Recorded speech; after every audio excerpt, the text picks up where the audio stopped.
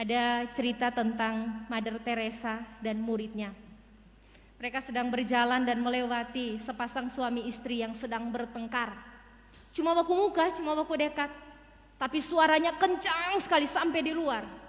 Lalu sang murid bertanya kepada Mother Teresa, kenapa mereka yang katanya saling mencintai bisa berteriak-teriak padahal posisi mereka begitu dekat? Cuma baku muka, marba carita bataria-bataria, karena bakalai. Lalu Mother Teresa menjawab seperti ini, mereka berteriak sebab meskipun jaraknya dekat, hatinya jauh. Jemaat yang dikasihi dan diberkati Tuhan, begitu realita hidup. Kalau orang hatinya dekat, kadang nak perlu bicara, nak perlu bersuara. Bahaga jo, suami PHG, istri so mengerti. Istri PHG, suami so mengerti. Mama PHG tuh anak-anak so mengerti. Karena hatinya dekat.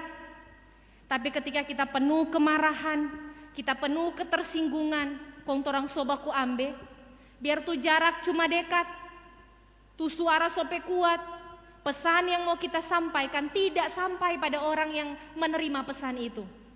Bertetangga cuma batas pagar, mar dari sebelah yang sebelah sobat taria. Padahal pesannya baik, tapi karena cara menyampaikannya tidak baik, jadi jaraknya dekat, hatinya jauh. Bataria-bataria pesannya tidak sampai.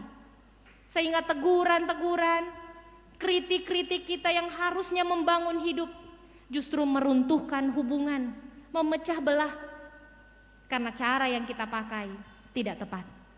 Bahasa-bahasa yang kita gunakan melukai. Respon-respon orang menjadi tidak tepat juga karena pesan kita tidak sampai kepada mereka. Jemaat yang dikasihi dan diberkati Tuhan, Paulus mengingatkan kepada kita supaya kita jangan menghakimi, sebab menghakimi itu dosa. Saat kita merasa benar, orang lain salah. Mungkin benar, kita benar dan orang itu salah. Tetapi ketika kita menghakimi orang itu, kita melakukan dosa. Sehingga dia bersalah dan saya juga bersalah karena saya melakukan apa yang tidak dibolehkan oleh Allah. Yesus dalam Injil Matius pasal 7 ayat 2 menegaskan, penghakiman yang kamu pakai untuk menghakimi orang lain, maka dengan itu pula kamu akan dihakimi.